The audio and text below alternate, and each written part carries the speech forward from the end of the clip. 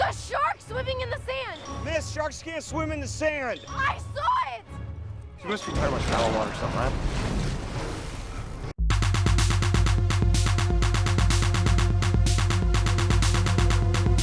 Hello survivors and welcome to Survivor's Guild, the only channel that determines your odds of surviving 2012 Sand Sharks, so stay tuned till the end for your survival stats. I'm your sharp-dressed slasher host, GhostFake, and today we will be taking a look at 2012's utterly ridiculous direct-to-video Schlark movie, Sand Sharks, as requested by Kenny Key Aim Lynn Nanners. But first, go ahead and blow up that thumbs up button, and get that subscribe button off of the sand and into the water for safety. And go ahead and hit that share button to let your friends and family know how utterly screwed they are now that sharks can swim through sand. And go ahead and check out patreon.com/survivorsguild. For just $1 a month, you can access bonus content and have early access to new videos. And a huge shout out to my Patreons, Chris D, Sackhead Ed, Bubba T, Maximilian H, Macabre Python 18, Video Creep, Papa Julio, Valentina P, Destiny T, James H, Mintrix, Brady D, and Matthew. Thank you all so much for signing up for the Patreon. It goes a long way to making this a full-time gig. And a special thanks to today's video sponsor, Poltergeist OD. I'm Poltergeist, and I make inappropriate songs about horror movies.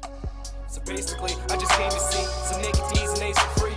Take a peek, take a key. 12 cabins, 12 vacancies, 12 bodies, mother pray for me. I might go psycho occasionally. One body too many, pray for me, cause we all go a little mad sometimes. No happy ever after, just chapter after chapter after chapter. Massacre, make the Ripper look like an amateur ambassador of the slashers. Michael, Lord of the Dead, Lord of the Dead. You could wake up in the coroner's bed. This is the hour for mourning and dread. Drain all the blood that was stored in his head. All of the apologies that you can muster from your dread won't protect you on your bed. Nothing will from Pumpkinhead.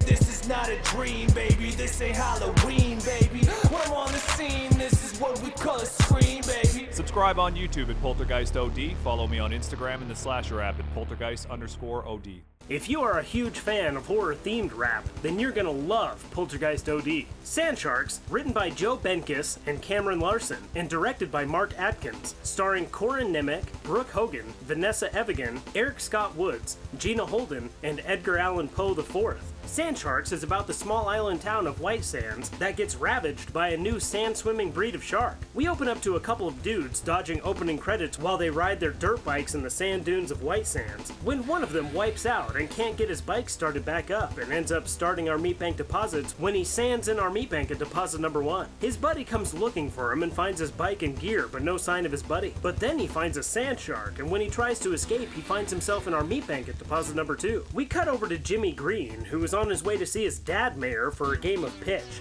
but he runs into Sheriff John Stone, who apparently has a history with Jimmy, and Jimmy has a history with the sheriff's sister, Brenda. How's your sister, Brenda? She carries a gun now. I'm sure she'll be happy to see you.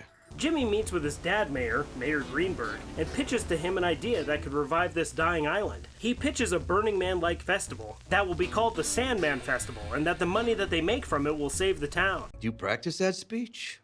A little. Why? Did it sound rehearsed? Not really. Meanwhile, Sheriff John Stone and his sister Brenda are investigating the bikers and can't decide if it was an animal attack or a homicide, and Brenda decides to call an old friend, Dr. Powers, but instead gets a hold of his daughter. Dr. Powers had helped the island before when there was a series of shark attacks, and Brenda believes that he can help now, and now his daughter will be the one to follow in his footsteps. Cut back over to the beach where this girl has buried her boyfriend neck deep in the sand as punishment for him forgetting their anniversary. But when she's heard enough from him, she puts a hat over his head, and when he finally gets the hat off, he finds that Cindy has disappeared into the meat bank at deposit number 3. Cindy? Before he himself sinks into the meat bank at deposit number 4. We cut over to the airport, or at least the building that acts as an airport for this movie, where we get introduced to Willie and Aaron, Jimmy's assistants, and Jimmy's lawyer, Amanda. They load onto his golf cart. I'll just jump in the bed, it's safe. Oh, yeah, I've heard that one before.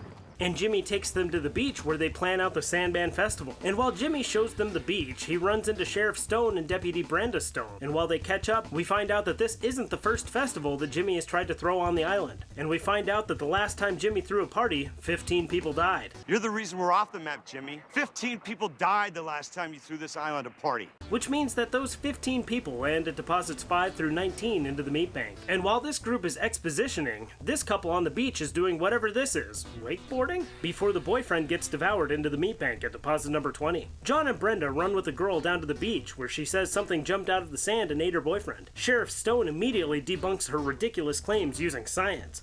The shark swimming in the sand! Miss, sharks can't swim in the sand. When all of a sudden she gets devoured into the meat bank at deposit number 21. The science still stands. Cut over to the police station where they are having a town meeting, a la Jaws, and debating what they should do about these pesky sand sharks. It's here that we find out that Sheriff Stone lost his wife and child to a shark attack, and we're just going to assume they are included in that 15 from Jimmy's party because that's never explained. They discuss that the beach will be closed for 24 hours and that there is a $1,000 bounty for anyone who catches the shark. Dr. Sandy Powers shows up and listens in on the meeting, and then we get introduced to Angus, who says that he'll kill it for 10 grand, and explains to them what sand sharks are. They tell him that they'll consider his offer, and then they adjourn the meeting. Dr. Powers introduces herself to Sheriff Stone, and the two of them go to the lab to investigate what remains of the bikers who were killed. She says that it has all the telltale signs of an animal attack, but she'll have to run some more tests to determine if it was a shark attack. Later that night, we get introduced to Earl and Ray, who are trying to hunt the shark, but end up getting hunted and land into our meat bank at deposits 22 and 23.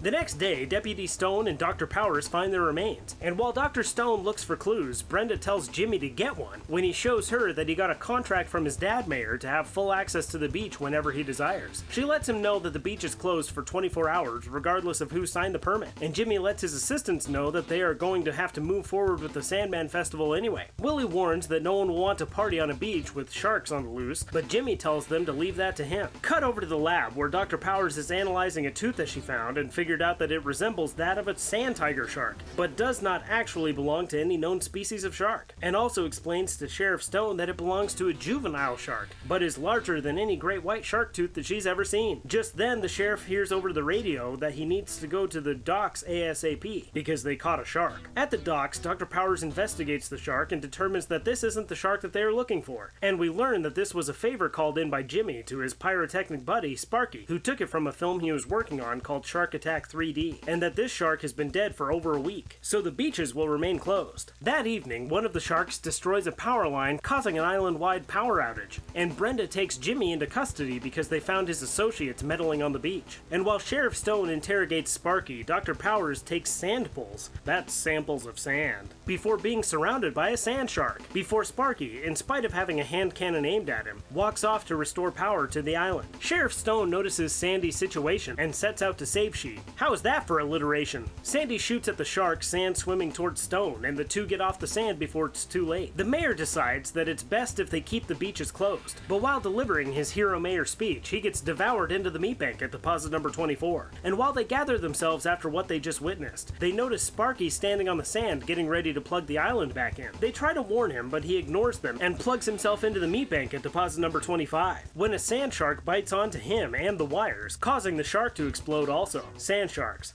as majestic as they are dumb. The next day, Jimmy, believing the shark to be dead, continues on with his Sandman Festival. Meanwhile, Dr. Powers explains to Sheriff Stone that the shark that exploded was definitely a pup, which means that at the very least, the mom is out there somewhere. They warn Jimmy, but Jimmy says that unless they can definitely prove that there is another one, then the show must go on. But the first sign of a shark by your people or mine, and this party is over. Later that day, Jimmy kicks off the Sandman Festival, and the party gets started while the Stones and Dr. Powers keep a lookout. Jimmy and Amanda celebrate the supposed success of the Sandman Festival, much to the disappointment of Deputy Stone, who still has a thing for Jimmy. Brenda leaves, and Jimmy talks things over with Amanda, but mid-sentence, a sand shark appears and litigates Amanda into the meat bank at deposit number 26. You just don't have the head for business.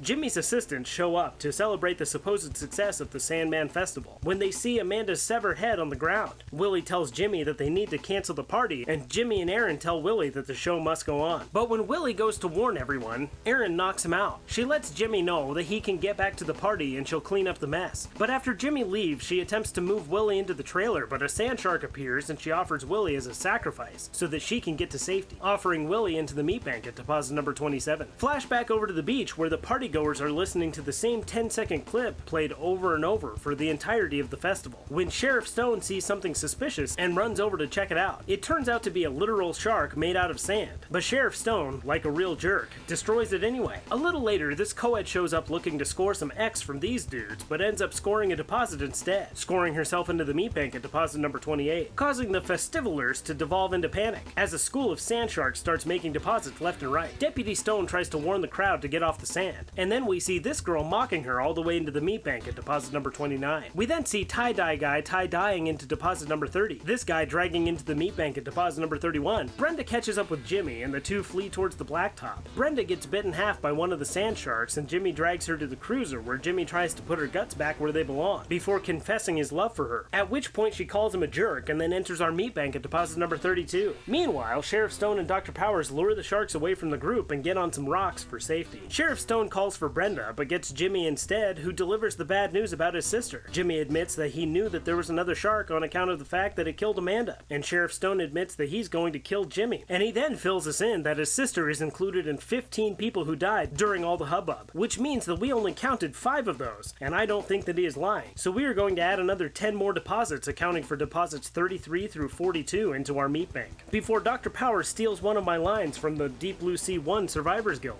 But we're kind of stuck between a rock and a shark place.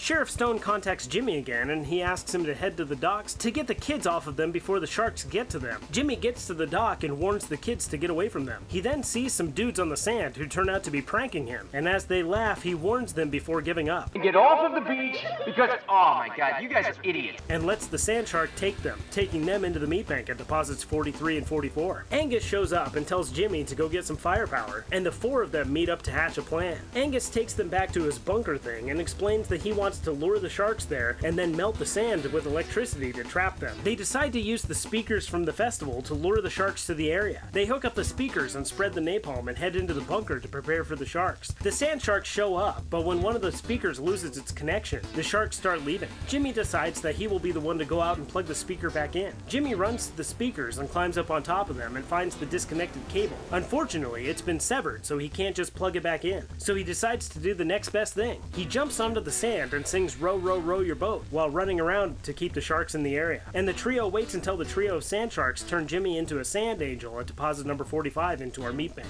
That's when Angus finally ignites the napalm, encasing the sand sharks in glass and saving the day. But just when they think they are out of the sand, the mother of all sand sharks shows up and deposits Angus into the meat bank at deposit number 46. Sheriff Stone and Dr. Powers retreat to the bunker, and the final boss breaks in. And while Sheriff Stone climbs out of the bunker, Dr. Powers throws a tank of fuel into the boss's mouth, and then follows the sheriff. You son of a... They run away from the bunker, and when the sand shark punctures the tank, it explodes the shark into pieces, blowing this sand shark to Kingdom Chum. Cut to later that night, Aaron steps out of Jimmy's trailer and into the meat bank at deposit number 47. And the movie ends. So now, to find out, what are your chances of suffering Survivor's Guild? This is where we take a look at our main characters and the death that surrounds them to determine your odds of surviving this movie. We start off our meat bank deposits with Bikers 1 and 2 making deposits 1 and 2 into our meat bank, followed by Cindy and her boyfriend at deposits 3 and 4. We then hear about the casualties of Jimmy's previous party making deposits 5 through 19. Wakeboarding boyfriend then wakes at deposit number 20, followed by his girlfriend Widow at deposit number 21. Earl and Ray go fishing in the meat bank at deposits 22 and 23, followed by the mayor speeching his way in at deposit number number 24. Sparky gets exploded at deposit number 25, and Amanda gets reverse decapitated at deposit number 26. Willie gets sacrificed at deposit number 27, and the college partiers and Brenda account for deposits 28 through 42. We then get these pranksters pranking their way into the meat bank at deposit number 43 and 44, and Jimmy becoming a sand angel at deposit 45. Angus loses the boss fight at deposit number 46, and we wrap up our meat bank deposits with Erin jimmying her way into the meat bank at deposit number 47. Now let's take a look at our survivors. We've got Sheriff Stone and Dr. Powers, which means that out of a total of 49 characters, only 2 survive, giving you a 4.1% chance of surviving this movie. Given those odds, how many Sand Angels could you make before the Sand Sharks deposit you? Let me know in the comments below. And if this is your first time on my channel, go ahead and hit the subscribe button so that you don't miss out on any of my future videos. Also, feel free to check out patreon.com/survivorsguild. For just $1 a month, you can help us out here at Survivors Guild make this a full-time gig, as well as gain access to patrons-only content and early access to my new videos, as long as I can keep up. And thank you to my patrons for the support and all of you for making the last live stream a success. That was a ton of fun and I look forward to doing it again sometime. Alrighty guys, as always, thanks, and don't die.